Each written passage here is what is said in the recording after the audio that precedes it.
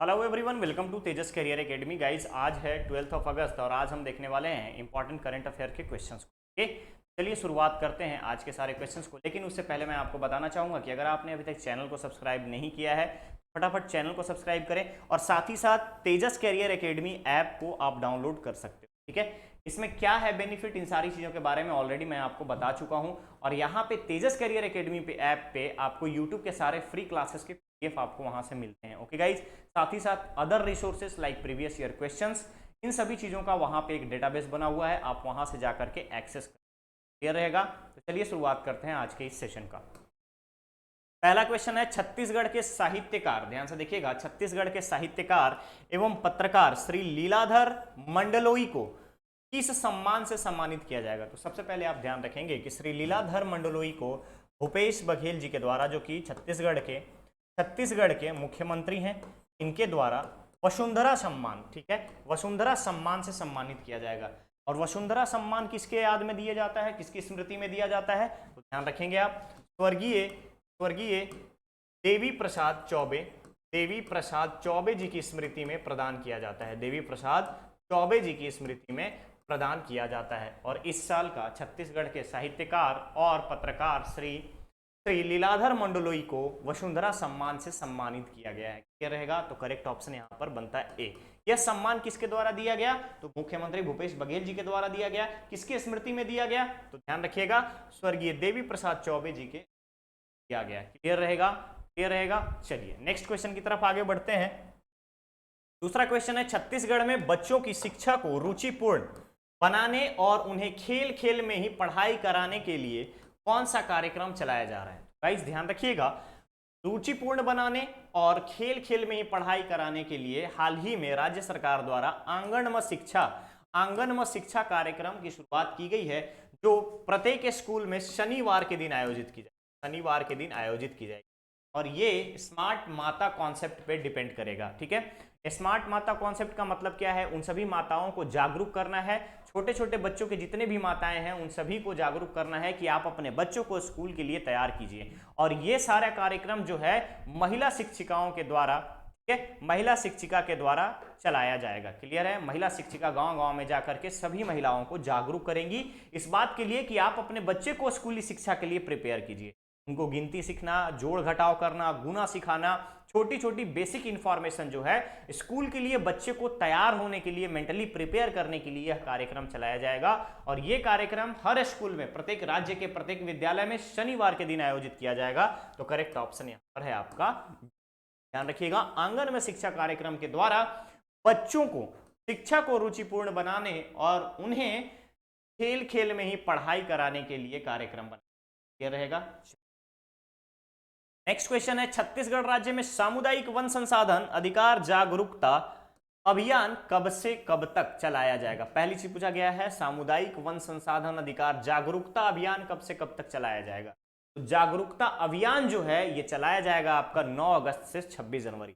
लेकिन सबसे इंपॉर्टेंट इसमें टर्निंग पॉइंट क्या रहता है कि जब आपसे पूछे कि अनुसूचित वनवासी आदिवासियों की अगर हम बात करें, आदिवासी क्षेत्र में ये अधिकार जागरूकता यानी कि वन संसाधन, सामुदायिक वन संसाधन अधिकार जागरूकता अभियान कब चलाया जाएगा, तो उसके लिए जो टाइम दिया गया है वो 15 अगस्त से 26 जनवरी। ध्यान रखिएगा, 15 अगस्त से 26 जनवरी 2023 तक, 15 अगस्त 2022 से लेकर 26 जनवरी 2023 तक आदिवासी बहुल इलाकों में सामुदायिक वन संसाधन अधिकार के लिए जागरूकता चलाई जाएगी, अभियान चलाया जाएगा राज्य सरकार के द्वारा। इसके अलावा जब आपको बात करें कि सिर्फ सामुदायिक वन संसाधन अधिकार जागरूकता अभियान, तो आप यहां पे आंसर लेंगे 9 अगस्त से 26 जनवरी, क्योंकि विश्व आदिवासी दिवस के दिन ही इसकी अनाउंसमेंट की गई है भूपेश बघेल जी के द्वारा, जो कि हमारे राज्य के माननीय मुख्यमंत्री। ये रहेगा, तो करेक्ट ऑप्शन है यहां पर आपका सी। नेक्स्ट क्वेश्चन है, राज्य की प्रथम महिला सांसद मिनी माता की पुण्यतिथि कब मनाई जाती है। ठीक है, राज्य की प्रथम महिला सांसद मिनी माता का पुण्यतिथि कब मनाया जाता है। तो सबसे पहले मिनी माता जी के बारे में बेसिक इंफॉर्मेशन आपको पता होना चाहिए। इनका जन्म हुआ था असम में। ठीक है, इनका पूर्व नाम की अगर हम बात करें तो पूर्व नाम, जो ओरिजिनल नाम अगर था इनका, था नाम मीनाक्षी। और इनकी जो शादी है, इनकी शादी हुई थी गुरु अगमदास जी के द्वारा, के साथ, जो कि यहाँ पे सतनाम पंथ के गुरु थे। ठीक है, ध्यान रखिएगा, सतनाम पंथ के गुरु थे। और यहाँ पे महिला उत्थान कार्य के लिए, सामाजिक कार्य के लिए छत्तीसगढ़ में उनका काफी योगदान रहा है। इसीलिए भगनी प्रसूता योजना, अगर आप लोगों को पता होगा तो भगनी प्रसूता योजना को नाम बदल करके, चेंज करके मिनी माता के नाम पे रख दिया गया है। ठीक है, मिनी माता प्रसूता योजना जतन के नाम से चलाया जा रहा है। क्लियर है। साथ ही साथ छत्तीसगढ़ विधानसभा का नाम भी मिनी माता के नाम पे रखा गया है। के अलावा हसदेव बांगो परियोजना का नाम भी मिनी माता के नाम पे रखा गया है। और साथ ही साथ मिनी माता की उपलब्धियों के बारे में अगर आप बात करेंगे तो 1952 से लेकर के 1952 से लेकर के 1972 तक जांजगीर चांपा, सारंगढ़ और आपके जांजगीर के आसपास के जितने भी क्षेत्र हैं उन सभी क्षेत्रों में ऑलरेडी ये 3-4 बार की सांसद रह चुकी हैं 1950 से लेकर के 1970। ठीक है, ठीक है, जांजगीर चांपा सारंगढ़ क्षेत्र से ऑलरेडी सांसद। क्लियर रहेगा, क्लियर रहेगा। चलिए, तो करेक्ट ऑप्शन होगा यहाँ पर 11 अगस्त। ठीक है, 11 अगस्त यहाँ पर करेक्ट ऑप्शन। क्लियर है। मिनी माता का पुण्यतिथि 11 अगस्त को मनाया जाता है। जब आपसे यहाँ पे पूछे 9 अगस्त को क्या हुआ, तो 9 अगस्त को विश्व आदिवासी दिवस मनाया जाता है। 12 अगस्त को अंतर्राष्ट्रीय हाथी दिवस मनाया जाता है। 29 अगस्त को राष्ट्रीय खेल दिवस मनाया जाता है। छोटे छोटे जो आपके इंपॉर्टेंट डेट्स हैं, हर मंथ का आप रिवाइज करते रहिएगा, आपको सारी चीजें याद रहेंगी। इसके अलावा 7 अगस्त को हस्तकरघा दिवस भी मनाया जाता है। क्लियर, करेक्ट ऑप्शन है यहाँ पर आपका डी।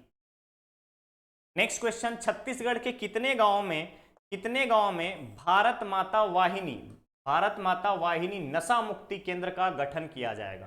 ठीक है, क्वेश्चन है कितने गांव में भारत माता वाहिनी नशा मुक्ति केंद्र का गठन किया जाएगा। तो नशा मुक्त भारत अभियान के तहत, नशा मुक्त भारत अभियान के तहत ये कार्यक्रम चलाया जा रहा है। और छत्तीसगढ़ राज्य के 1460 गांव में नशा मुक्ति केंद्र बनाया जाएगा। ठीक है, भारत माता वाहिनी नशा मुक्ति केंद्र का यहां पर गठन किया जाएगा राज्य के 1460 गांवों में। क्लियर रहेगा, क्लियर रहेगा। चलिए, तो करेक्ट ऑप्शन यहां पर है आपका ए। ठीक है, ठीक है। चलिए, नेक्स्ट क्वेश्चन है आपका वन डिस्ट्रिक्ट वन प्रोडक्ट योजना। वन डिस्ट्रिक्ट वन प्रोडक्ट योजना के तहत छत्तीसगढ़ के कितने जिले में सूक्ष्म लघु एवं मध्यम उद्योग लगाया जाएगा। वन डिस्ट्रिक्ट वन प्रोडक्ट, ध्यान रखेंगे, one district one focused product. ठीक है, वन फोकस्ड प्रोडक्ट, ODOF। ठीक है, ODOFP, one district one focused product योजना जो है ये चलाया जा रहा है भारत के सभी राज्यों में। और सभी राज्यों के साथ साथ 17 राज्यों में 54 इंक्यूबमेंट सेंटर भी बनाया जा चुका है। इंक्यूबमेंट सेंटर की स्थापना भी किया जा चुका है। ये आपका सूक्ष्म लघु एवं मध्यम उद्योग। छत्तीसगढ़ राज्य के जितने भी अभी रिसेंट के नए एग्जिस्टिंग जिले हैं, सभी 28 जिलों में ODOFP का संचालन किया जाएगा। One product one district one focused product पे काम किया जाएगा राज्य के सभी 28 जिलों में। नवीनतम जिलों का नाम अभी शामिल नहीं किया गया है। नवीनतम जिले जब यहां पर एग्जिस्टेंस में आ जाएंगे तो वहां भी ये कार्यक्रम शुरू कर दिया जाएगा। क्लियर है, क्लियर है। तो करेक्ट ऑप्शन रहेगा यहां पर आपका। नेक्स्ट क्वेश्चन की तरफ बढ़ते हैं। क्वेश्चन है भोर बंधन राखी। ध्यान से देखिएगा, भोर बंधन राखी किस जिले के महिला स्वयं सहायता समूह के द्वारा बनाई गई।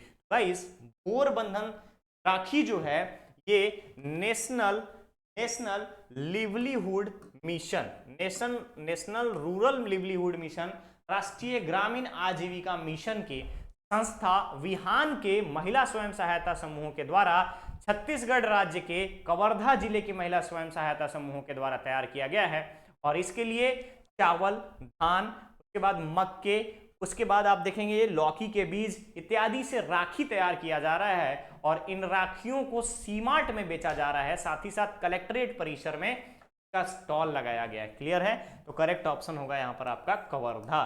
ध्यान रखिएगा, भोर बंधन राखी जो ब्रांड है ये है आपके कवर्धा जिले के बिहान महिला स्वयं सहायता समूह के द्वारा बनाया गया है। Clear, correct option is. ठीक है, नेक्स्ट क्वेश्चन है आयुष संचालनालय द्वारा प्रदेश के 60 वर्ष से अधिक के बुजुर्गों की निःशुल्क जांच एवं उपचार हेतु कौन सा कार्यक्रम चलाया जा रहा है?